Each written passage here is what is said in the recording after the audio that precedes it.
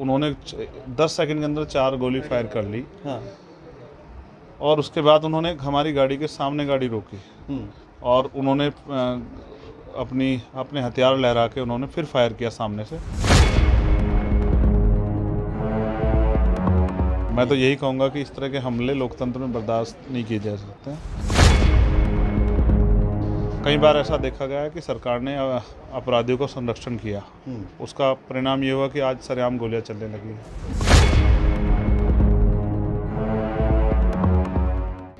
व्यक्ति नहीं, हम विचारधारा की लड़ाई लड़ रहे हैं। विचारधारा के तौर पर हम पे बहुत सा लीडर, एक चंद्रशेखर जाएगा, 1000 चंद्रशेखर तैयार। मौजूद हैं आज़ाद समाज पार्टी के राष्ट्रीय अध्यक्ष और भीम आर्मी के संस्थापक आज़ाद जी। आज हमसे बात करेंगे, जो हमला हुआ है क्या कहेंगे इसके बारे में? ये तो हमलावरी कह सकते हैं, मैं क्या कह सकता हूँ। मैं तो यही कहूँगा कि इस तरह के हमले लोकतंत्र में बर्दाश्त नहीं किए जा सकते हैं। लोकतंत्र में आलोचना विरोध का सबको अधिकार है। बिल्कुल।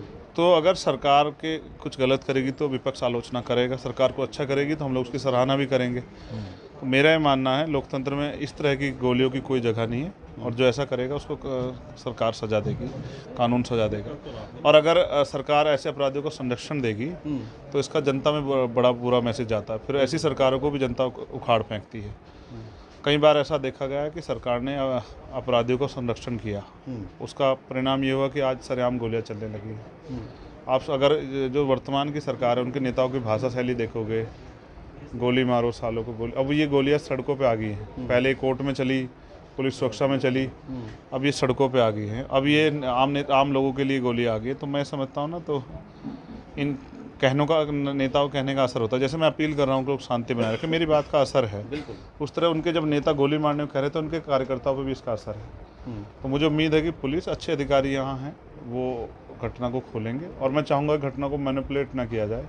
मुझे भी पता लगना चाहिए कि मुझसे किसको खतरा है या कौन मेरी जान लेना चाहता है। मैं भी अपने संगठन के लाखों लोगों की उम्मीद हूँ।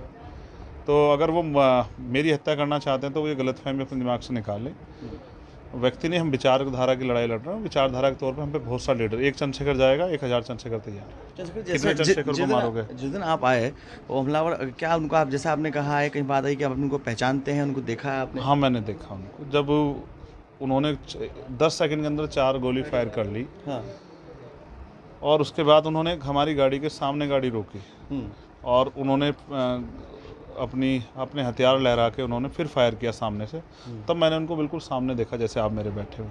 अच्छा। और मैंने पुलिस को बताया सारी चीज़ें। मैंने यहाँ के एसएसपी को फ़ोन करके बताया कि मेरी गाड़ी पर मुझे हमला, मुझे गोली लगी। मैंने उनको बताया। देखो, हम टकराना चाहते तो उस दिन भी बहुत कुछ हो सकता था, लेकिन हम संविधान को मानने वाले लोग हैं, इसलिए हम लोग चुप हैं।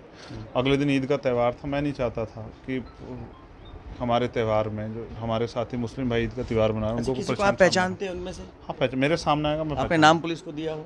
नहीं, मैं नाम से नहीं जानता, मैं शक्ल से पहचानता। मैंने सामने से देखा, जैसे आपको देख रहा हूँ ना, तो नाम तो मुझे आपका भी नहीं पता है। हाँ। लेकिन मैं अगर भविष्य में आप कहीं मुझे मिलोगे तो मैं पहचान लूँगा। अच्छा, क्या वो गाड़ी जैसे बाद में निकल के आ रही है, ये गाड़ी पीछे से तभी दिल्ली से ही आपके साथ या मेरठ से साथ लगी थी? पुलिस जाँच कर रही है। मुझे यहाँ तक पता लगा कि टोल पे वो गाड़ी 10 साढ़े 10 बजे आ गई थी और तब से वहीं घूम रही थी। और मैंने तो बाद में वीडियो देखी कि उन्होंने 10 से 15 सेकंड के अंदर 4 फायर की हमारी गाड़ी।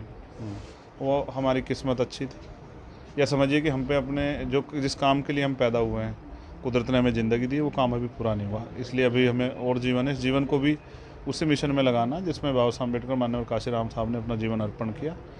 बचा हुआ जीवन, जो नया जीवन मिला है, उसी काम के लिए, उसी आंदोलन को पूरा करने के लिए लगाएगा। अच्छा, कई जनप्रतिनिधि, कई नेताओं ने आपसे बात किया, राहुल गांधी जी ने, अखिलेश जी ने आपसे बात की? सबका धन्यवाद, सबका अच्छा, धन्यवाद। क्या बहुजन समाज पार्टी की मायावती जी आपसे बात की है? स्वास्थ्य का हाल जाना है? अच्छा, जाना होगा, मुझसे नहीं, मेरे साथियों से जान लिया होगा।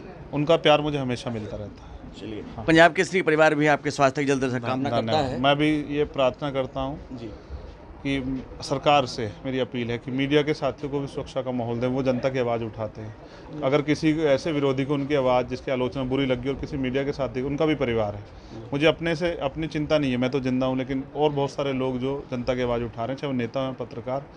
ऐसा कानून की व्यवस्था ऐसी होनी चाहिए, ऐसा माहौल बनना चाहिए कि जनता सुरक्षित महसूस करे। अच्छा, एक अंतिम बात आपने कही थी कि क्या मैं उनके खिलाफ कोई कार्रवाई नहीं करना चाहता हूं? मैं सच में, अगर क्योंकि टेक्निकल वो ना हो जी, मैं सच में उनको माफ़ कर देता, क्योंकि मैं समझता हूँ मेरी किसी से लड़ाई नहीं है। ठीक बात। लेकिन क्योंकि टेक्निकल है, लोग फिर 4 तरह की बात सोचेंगे, तो इसलिए मैंने कहा कि वो गंभीर जांच करें। मैं जानना जरूर चाहूँगा कि उन्होंने ऐसा क्यों किया।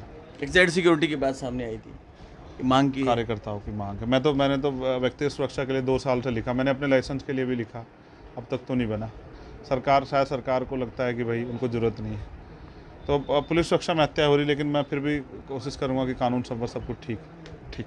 तो ये थे हमारे साथ आर्य समाज पार्टी के राष्ट्रीय अध्यक्ष, इन्होंने कहा कि वो अपनी लड़ाई वंचितों और शोषितों के लिए जारी रखेंगे। कैमरामैन अंकुर के साथ रामकुमार पुंडी, पंजाब केसरी टीवी, सहारनपुर। हमसे जुड़े रहने के लिए हमारे YouTube चैनल को सब्सक्राइब करें और नई वीडियो की नोटिफिकेशन के लिए बेल आइकॉन को दबाएं। अगर आप ये वीडियो Facebook पर देख रहे हैं तो लाइक जरूर करें और ज्यादा से ज्यादा शेयर करें। धन्यवाद।